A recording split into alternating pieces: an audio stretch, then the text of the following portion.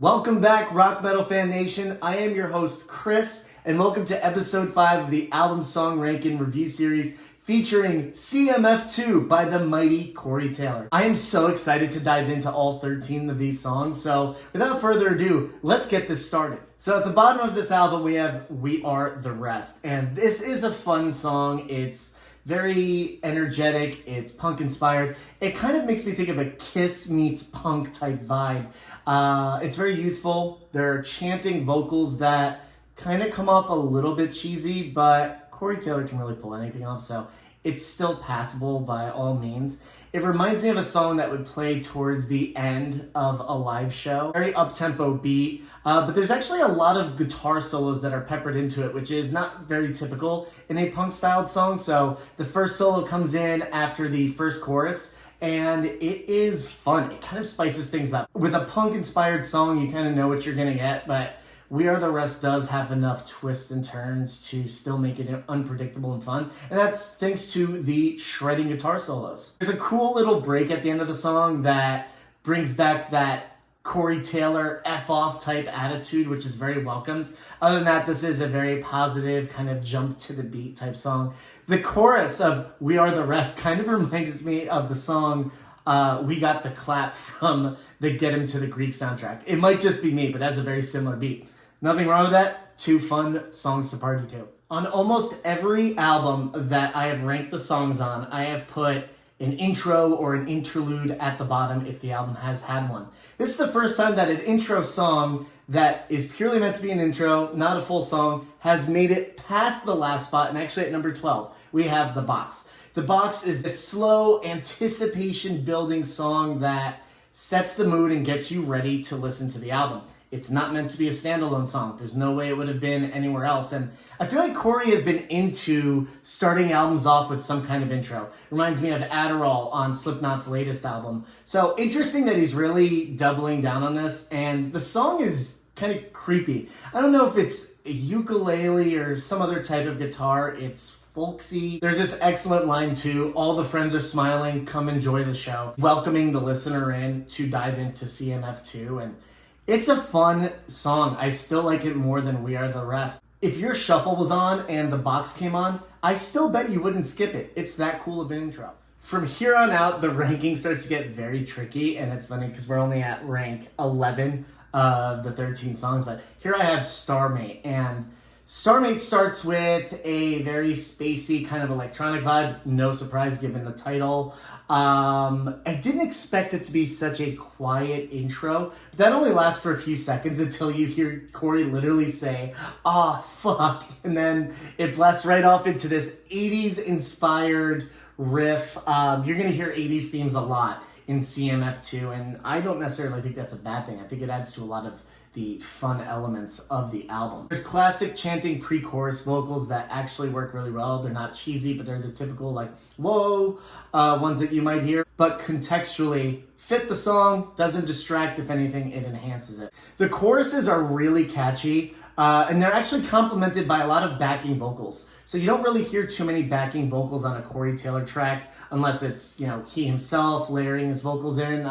Regardless, vocals really enhance the hook of the chorus. There are a ton of upbeat songs on CMF2, but Starmate is a bit weirder than the other upbeat songs on the album. In some ways, it makes it very memorable. In other ways, it might lose you. Because this song is so different than the rest of CMF2, I have found it very fun to re-listen to because I continue to hear and learn new things about the song. Coming in at number 10 is All I Want Is Hate. Yikes, what a title. This is the most Slipknot-inspired song in the album, and you might be like, why would a Slipknot-inspired song be ranked all the way at number 10?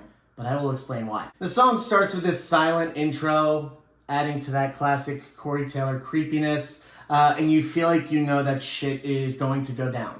And surely enough, the song erupts into, picture a Slipknot riff, but a little more thrashy and a lot less dynamic, a lot less complex, but still heavy. The chorus is really simple. All I want is hate. At that tempo, repeated. I think it's really cool that the snare drum follows each syllable of the chorus and adds that bum, bum, bum, bum, bum. Really makes you want to headbang to it. The tempo and the overall pace of the song are relentless. There are barely any breaks. reminiscent of Slipknot once again. But the thing is, the song is 3 minutes and 20 seconds. However, the quiet intro is about 27 seconds. And then there's also a quiet, even creepier outro that is another 27 seconds. So you have 54 seconds of kind of silence. Overall, the song is about 2.5 minutes long.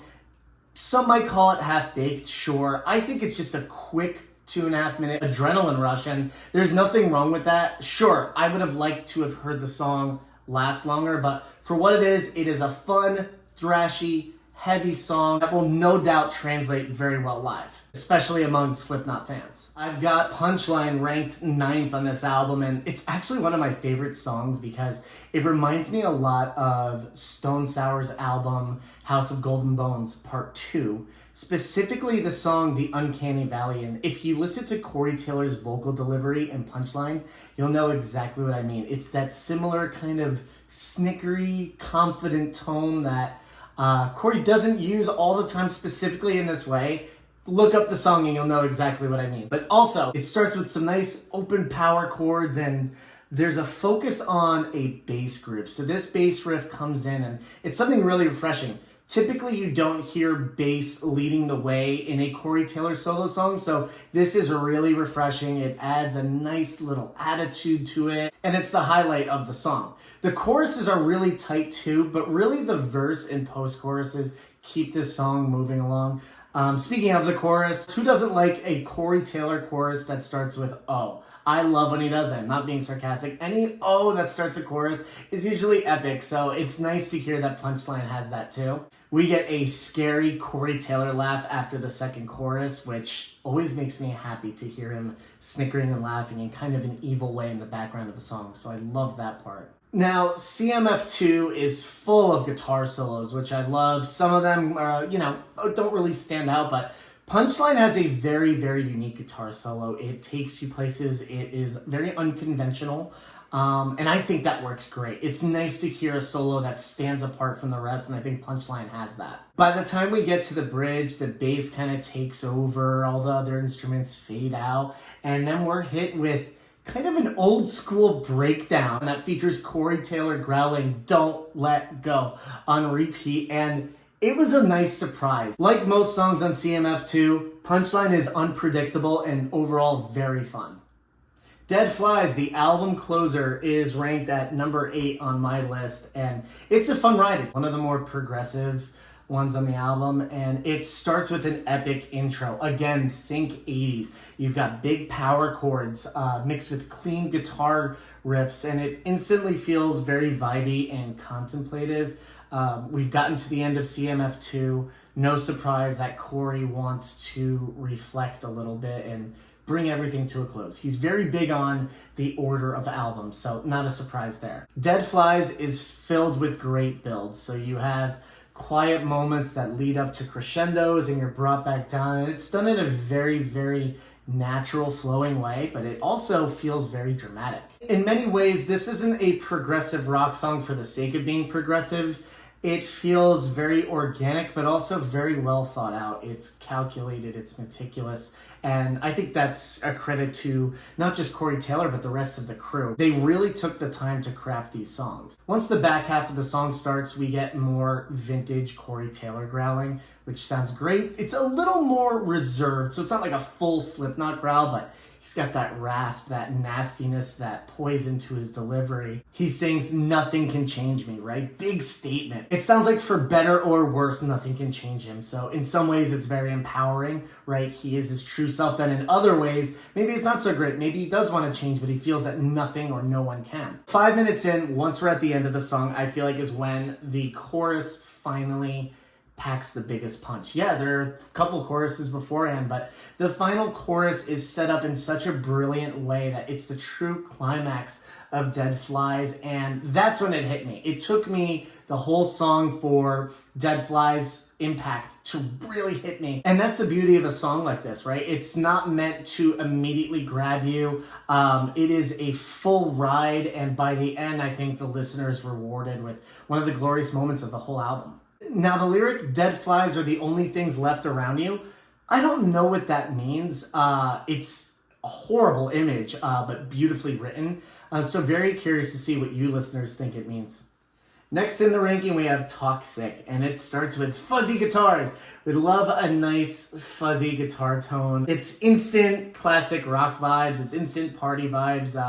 The intro sounds very much like It's So Easy by Guns N' Roses. Very similar chords. Not a plagiaristic way, but it reminded me of that type of upbeat party vibe. There's a ton of great wordplay in this song, some memorable, relatable lines. I love the lines so much for the trickle-down economy, just relatable, funny, off-the-cuff lines. I also didn't realize that Toxic was a play on words with toxic until probably like my 5th or 6th listen. That's just on me. I think it's actually very obvious. As much of a party song as it is very relatable. It has to do with any relationship in your life where there's an argument and people say what they don't mean. Maybe they're being toxic, maybe they're talking sick.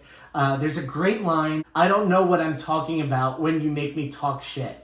That is such a great, relatable line. As much of a serious topic that it might be, it's still surrounded by a very party vibe. So it's kind of acknowledging we're human and like, I hate when we talk sick, right? But at the same time, let's crack open a beer. Toxic is filled with guitar solos, and what that does is it elevates the pace of an overall pretty like mid-tempo, slightly faster riff. The guitar solos are so fast that it builds momentum for the rest of the song. Some of the choruses also feature double claps. We love some double claps. It adds to that party rock vibe. Toxic is centered around a very simple guitar riff, but it's peppered with enough crazy guitar solos to keep things very entertaining. It was a great selection as a single. So at this point in the ranking, if you haven't listened to CMF2, you'd probably think the whole album is filled with a bunch of 80s rock inspired songs. But this couldn't be further from the truth. This album is actually incredibly diverse. And that brings us to number 6, Breath of Fresh Smoke. This is one of my favorite Corey Taylor songs ever made to this point. Actually reminds me a lot of a Pearl Jam acoustic song. It starts with light strumming guitars, some organs, a slight southern vibe to it, and it's different than the typical Corey Taylor acoustic song than we're used to hearing. This is more of a full band performance, which again, sounds a lot like a Pearl Jam acoustic tune. The lead guitar parts in this one are tasteful, and they're also subdued. So a lot of the solos in CMF2 are shredding all over the place. These are a bit more tamed down to fit the mood of the song very well. It's also a nice change of pace because this song features Corey Taylor in more of a storyteller type mode. So a little less personal, a little more abstract, and that's very refreshing for the listener too. For 3/4 of the song, there is a lot of restraint, like the guitar solos, but it doesn't lose a grandiose sound. It still feels like this song would be really, really big live. That's especially prevalent in the outro, where everything just comes together. Another awesome crescendo to a very pretty song. My only gripe is that I wish the acoustic guitars in the mix were a bit louder, but at the same time, I think the way this song was recorded is exactly what it'll sound like live, which is pretty cool. Breath of Fresh Smoke might have sounded like Pearl Jam and just was overall a different type of Corey Taylor acoustic song. Sorry Me is the type of traditional Corey acoustic song that I feel like fits perfectly into his acoustic set. Just like its title suggests, is a total downer, but Corey Taylor shines in this space so much. He comes off as so raw, relatable, vulnerable at the same time, and he talks about getting over trauma. Trauma has been a big topic in his life, and he does so much for other people who have PTSD,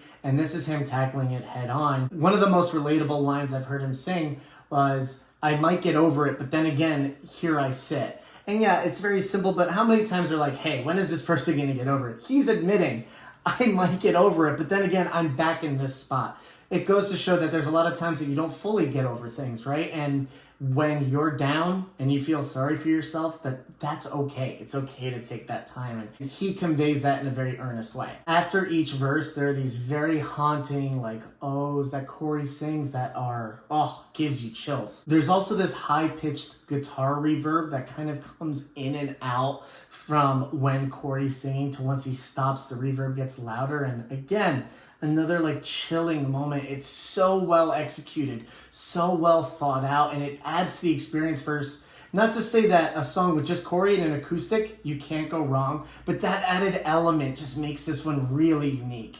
These choruses are so powerful. Yet another line that I love is, "We all deserve some time, but then again, so do I." It's such a great thing to acknowledge. You might say that to other people, yeah, you deserve time, but you can't forget to say that about yourself. Overall, Sorry Me is the most stripped down song on CMF2 and is one of my favorite Corey Taylor ballads to date. And the ballads keep coming. Yes, this is the third ballad in a row in my ranking, from Breath of Fresh Smoke to Sorry Me, and now Someday I'll Change Your Mind. This is a beautiful love ballad. It's one of the most positive ones that Corey Taylor has written. To me, it feels like the sequel to his song Home that he wrote on CMFT, for his wife. This follows a very similar theme about love. You could tell that there are some very personal lyrics that relate directly to Corey Taylor's relationship, and it's delightful. Love ballads are timeless, right? And there's so many classics, but what I love about this one is it is so uniquely fresh. The melodies are so strong. There's nothing about it that comes across as cheesy. It's enjoyable, and it makes you feel good. These are the days, the best ones of my life, Corey Taylor sings, and he is grateful. You could tell he's in a really, really good place. The production of this song really stands out too, because there is a lot going on, but there's also enough room left in the mix for the song to breathe. You have a nice chugging bass riff that kind of goes along. You got some soft piano keys in the background. You've got acoustic guitars, you got clean guitars, you got distorted guitars. All those instrumentals come together by the end of the song, but there's also a great little break in the middle where there's almost like a little jam. And I think that they're gonna perform that live and it's gonna sound wicked. The spirit of this song makes you appreciate life. It feels spiritual, but also makes you feel light and grateful. And I think that's what Corey was going for here. This is by far one of my favorite Corey Taylor songs ever. To Infinity and Beyond. Yes, we have Beyond at number 3. This was the lead single of CMF2, and it's what we come to expect from Corey Taylor solo, or what he used to do with Stone Sour. Now, being predictable can sometimes be a bad thing, but when I say that this is what we've come to expect, I think that is still a very good thing, because it's a high quality rock song. There's a lot of emotion to it. It's kind of like a ballad, but it's a bit more upbeat than that. In lead single fashion, the song starts with the spoken word version of the chorus. There's your hook, although to me the hook doesn't really hit me until the full band is behind Corey in the technically second chorus. Corey sings about presumably his wife, or someone he cares about, exceeding his expectations and going beyond what they could have possibly ever imagined, and he wants the relationship to last forever. You gotta love that, and the song still packs a punch, which is hard to do when you're dealing with this lyrical subject matter. It might not come off organic. They just pull it off to make this a great radio song. The best riff of Beyond is in the bridge. It's actually a little too short-lived, and the solo is cut off compared to most of the songs in the album. But overall, it's a strong effort, if not slightly typical for a Corey Taylor song. However, his vulnerability in this one makes it stand out among similar type of singles that Corey Taylor has released in the past. At number 2, we have the best single of the album so far, and that is Post-Traumatic Blues. This song has everything that you could want from Corey Taylor, all mashed up into 5, almost 6 minutes of pure awesomeness. But it doesn't quite grab you right away. So at first, yes, you get an awesome Slipknot-esque growl from Corey. The initial guitar riffs aren't that catchy. It's still a bit of a build, and then we go right into an 80s style guitar riff again. And that's not a bad thing, right? It's Corey Taylor standing in the middle of rock and metal, flirting with both lines. And this song straddles that line, goes back and forth throughout. It never sticks to one type of style or formula.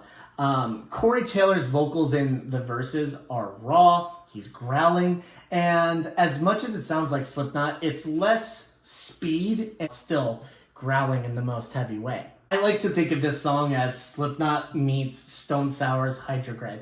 It's right between those. Getting back to the verses, what I like about them is they're a lot less structured. CMF2 is very well calculated. In Post-Traumatic Blues, Corey, it sounds like he's going off the cuff, even though you know he's not. You know he wrote these lyrics in advance, but he is being brutally honest, and there's much less of a repetitive structure to the verse deliveries. Now, there might not have been a hook at the beginning, but the choruses themselves are very, very catchy. Although this song deals with a very serious subject, it's fun in regards of every time you think a transition to heavier metal is going to happen, you get pulled into 80s metal or 80s rock, and a slew of guitar solos can come out of nowhere, and you don't really expect that. Even in Corey's first album, I would say there was a fourth of the amount of solos on this album, and in Post-Traumatic Blues, you get a plethora of them. Of the line of Corey Taylor repeating, "No one knows my name," I was listening to it going, are you sure about that? Because I'm pretty sure we all do, but maybe he's alluding to something darker. Overall, Post-Traumatic Blues is a blast.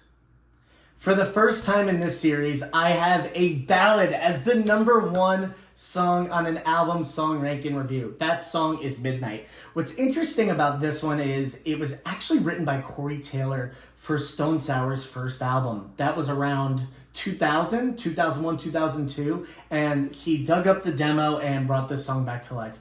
What an incredible ballad, and what an awesome decision he made. Midnight begins with creepy synths and some high-pitched guitars. Corey gives us a delicate, quiet vocal delivery. He starts to sing, "I don't want to be here anymore." Really sad stuff, right? And as he does that, the synths build, there's some drums, bass, violin, and this gorgeous clean guitar section, and you feel like a crescendo is building, and then instead things slow down and go right back into the second verse. At the end of the second verse, we're treated to a slightly louder chorus, but then this fantastic guitar solo comes out of nowhere, and it is by far the best solo on this album. It's captivating, it's emotional. This was a definitive moment. After it, the whole song is different. The band is in full effect. Corey is singing in a higher octave than before, and it ends with such a powerful bang. This has to be one of the most impactful Corey Taylor songs I have ever heard. It leaves you speechless, and even though you could hear that Corey Taylor's in a better place, he still thrives in the darkness, and Midnight is the perfect example of it. CMF2 gets a whopping 8.6 out of 10 from me. This is such an enjoyable album because of its diversity, but its overall life. This album gives me hope that rock doesn't have to be one-dimensional. And what I mean by that is there are so many different moods, tones, and styles all packed within CMF2. And sure, the album might feel a little disjointed. It does go all over the place, but it all fits in the same theme, which is pretty remarkable to take all these different subgenres. You have 80s hair metal, you have 80s metal, you have punk, you have metal, you have modern rock, you have modern hard rock, you've got some southern rock, all of this mixed together, and it's still under the CMF2 banner. It is a wild ride. You can tell Corey Taylor and the gang had an absolute blast recording these songs, and not every song on here is a hit. It's pretty hard to do, especially with 13 songs. However, each song does have something different to offer. At this point in your career, not to repeat yourself, and Corey really hasn't done that. Sure, he's wearing his influences on his sleeve, including his own with Slipknot, but these are all delivered in a unique way. It is an album full of surprises, it's very unpredictable, and overall it's fun. Let's make more fun rock albums like this. Not a lot of modern rock albums sound this fun. It sounds like Corey Taylor is on a personal mission to revitalize rock. He has revitalized metal. Metal is thriving. This album, Corey Taylor went out to make rock a lot more fun. As much as the fun songs really thrive on CMF2, as you can see in my ranking, the ballads completely steal the show. And when I reference fun in rock music, that doesn't just mean happy songs about partying. It's a spirit. And even the ballads have this spirit, this zest, this creativity that I am so happy to hear Corey delivering. He is personal as always. You feel that he's in a very good place in his life. Like I mentioned on Midnight, he still thrives in the darkness, and that comes out in a lot of the ballads. What's great about these ballads is you even have diversity within that type of song. You have love ballads, you have very sad personal ballads. It's all over the place. What is not to like? Corey Taylor has never been more comfortable in his own skin, and the result of that is an album where he does whatever he wants. He embraces his influence, but he also provides so many new, fresh ideas. The dude is on a creative high, and I am here for it. What were your favorite songs on CMF2? Where did I go wrong on the ranking? Where did I go right? Please let me know and please subscribe to this new channel.